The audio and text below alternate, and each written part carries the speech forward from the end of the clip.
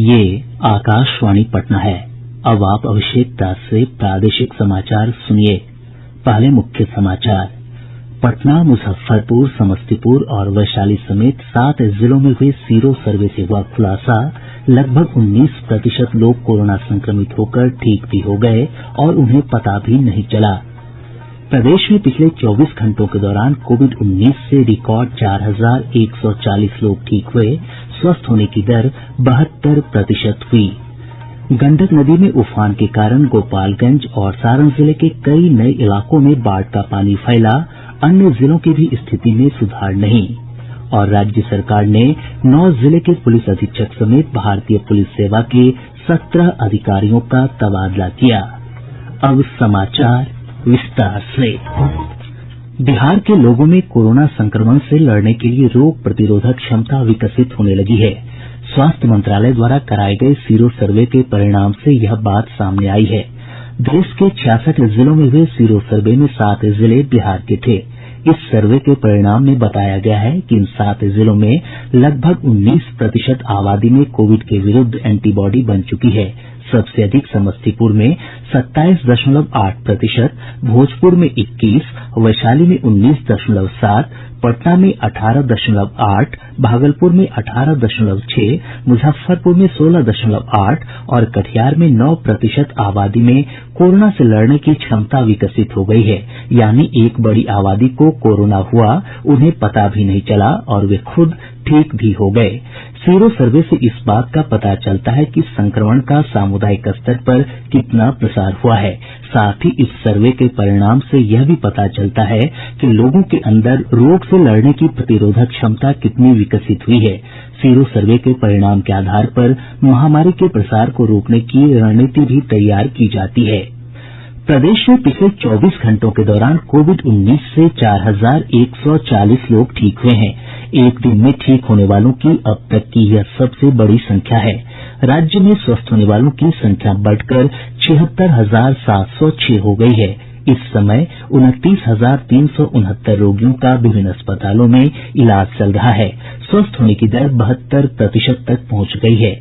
इधर राज्य में 2,525 नये मामलों की पुष्टि के साथ ही कोविड-19 से संक्रमित लोगों की संख्या 1,06,618 हो गई है, जबकि 5 लोगों की मौत के साथ ही मृतकों का आंकड़ा बढ़कर 542 हो गया है। सबसे अधिक 303 मामले पटना से सामने आये हैं। जिले में संक्रमितों की संख्या 16,925 हो गई है, जो राज्य में सबसे अधिक है। मुजफ्फरपुर में 4,387 और भागलपुर में अब तक 4,229 मामलों की पुष्टि हो चुकी है। राज्य में पिछले 24 घंटों के दौरान 1,07,000 से अधिक नमूनों की जांच हुई है। इसके साथ ही राज्य में कुल जांच संख्या बढ़कर 17,87,000 से अधिक हो गई है। बिहटा स्थित ईएसआईसी अस्पताल परिसर में 24 अगस्त से सेना के अस्थायी कोविड अस्पताल का संचालन शुरू हो जाएगा। प्राप्त जानकारी के अनुसार डीआरडीओ द्वारा विकसित 500 बेड वाले इस अस्पताल में 200 मेडिकल स्टाफ की तैनाती की जाएगी। इस अस्पताल में आईसीयू और वेंटिलेटर के साथ साथ कोरोना जांच की सुविधा भी उपलब्ध रहेगी। कोविड डेडिकेटेड अस्पताल एनएमसीएच में अब राज्य भर के कोरोना मरीज भर्ती लिए जाएंगे। प्राचार्य डॉक्टर हीरा लाल महतो ने बताया कि 5 जिलों के मरीजों को ही भर्ती लेने की बाध्यता समाप्त कर दी गई है। पीएमसीएच में गुर्दा के रोग से पीड़ित कोरोना संक्रमितों का आज से डायलिसिस शुरू होगा। कोविड वार्ड में इससे संबंधित सभी जरूरी उपकरण लगा दिए गए हैं।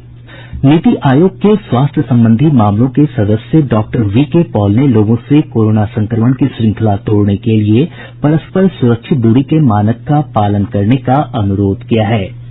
अपने बुजुर्गों का ख्याल रखना, अलग रखना, दूरी बनानी, लेकिन सोशली उनको, इमोशनली उनको दूर नहीं करना। और इसी तरह से जो दूरी बनानी है अपने कोवर्कर के साथ में, जहां हम जा रहे हैं, जहां हम खड़े हो रहे हैं, लाइन में खड़े हो रहे हैं, शॉप पे हैं, वर्क प्लेस पे है, बहुत जरूरी है। और साथ साथ मैं ये भी याद दिलाऊंगा कि हमें बार बार अपने हाथ भी धोने हैं या हैंड को सैनिटाइज करना है। राज्य सरकार ने 4,997 एक ग्रेड नर्सों की विभिन्न अस्पतालों में नियुक्ति और पदस्थापना कर दी है। स्वास्थ्य विभाग द्वारा जारी अधिसूचना के अनुसार सभी चयनित नर्सों को 24 अगस्त तक योगदान करने का निर्देश दिया गया है।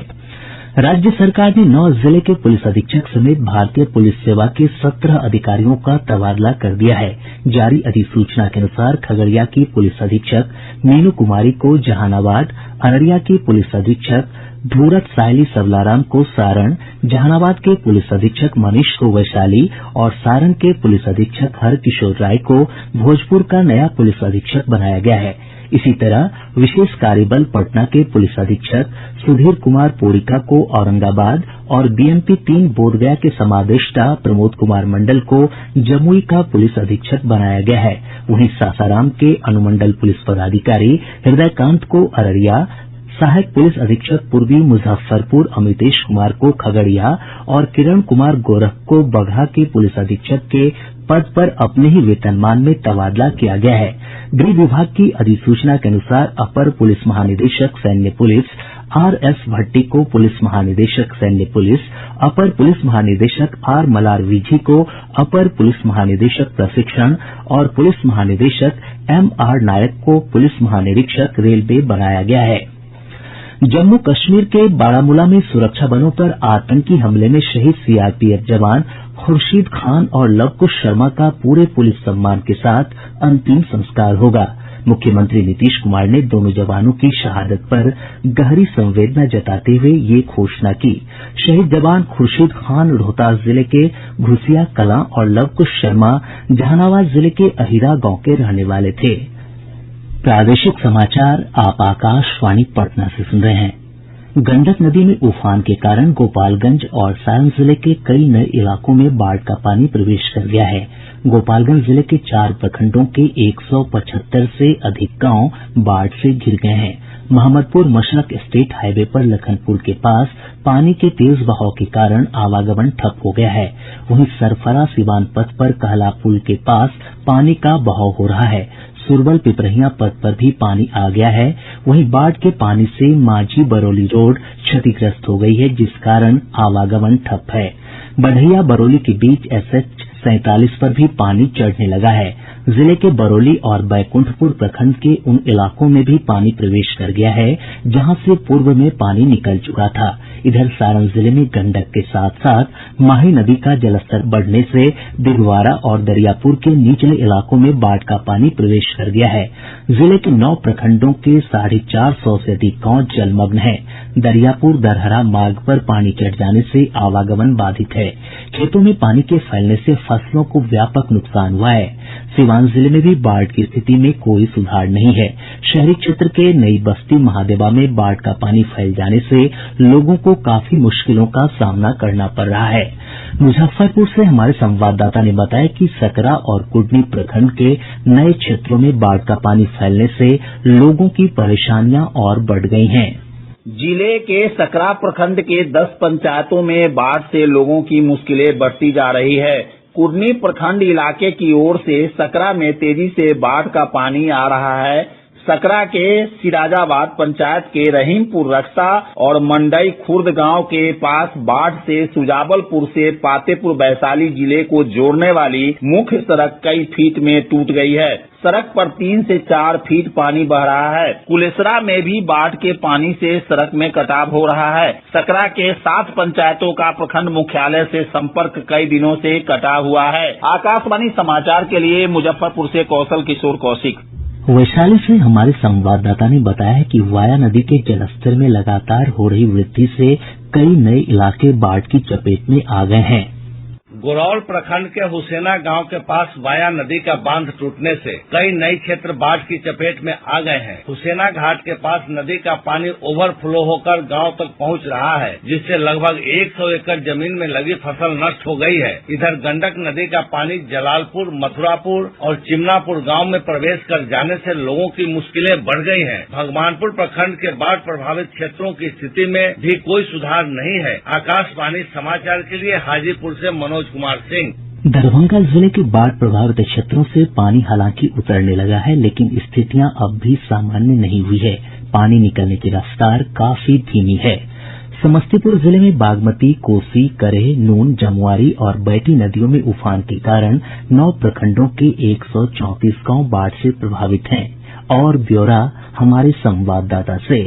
बाढ़ ग्रस्त क्षेत्रों में जिला प्रशासन द्वारा राहत और बचाव कार्य लगातार जारी है। 47 सामुदायिक रसोई घर, 9 राहत शिविर और 32 पशु कैंप संचालित किए जा रहे हैं। 22 चलंत मेडिकल टीम के माध्यम से लोगों को स्वास्थ्य सुविधाएं उपलब्ध कराए जा रहे हैं। बाढ़ प्रभावित 8,000 लोगों की कोरोना जांच भी की गई है। प्रभावित के बीच नाव के माध्यम से जन वितरण प्रणाली के अनाज का भी वितरण किया जा रहा है। आकाशवाणी समाचार के लिए समस्तीपुर से मैं कृष्ण कुमार।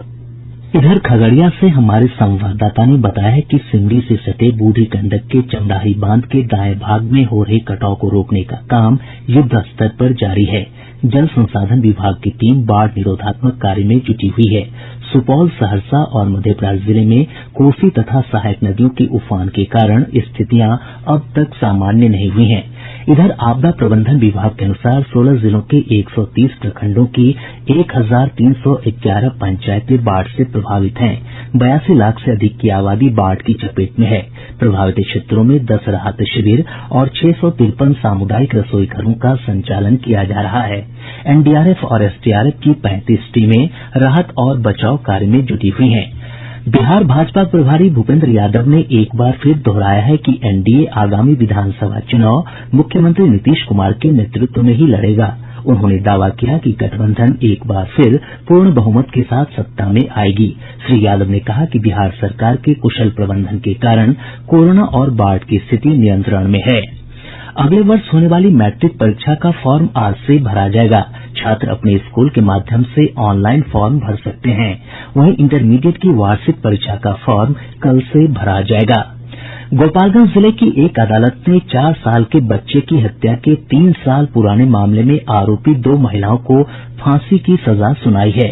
दोषी ठहराई गई महिलाओं ने आपसी रंजिश में अपने पड़ोसी के बच्चे की हत्या कर दी थी। राष्ट्रीय जांच एजेंसी एनआईए ने किशनगंज जिले के सुखानी थाना क्षेत्र के सुरबिट्टा गांव से जाली नोट के कारोबार से जुड़े 2 युवकों को गिरफ्तार किया है। भोजपुर के पुलिस अधीक्षक सुशील कुमार ने एक चांदी तस्कर को पैसा लेकर छोड़ने के आरोप में नवादा थाने में पदस्थापित 2 एएसआई को निलंबित कर दिया है।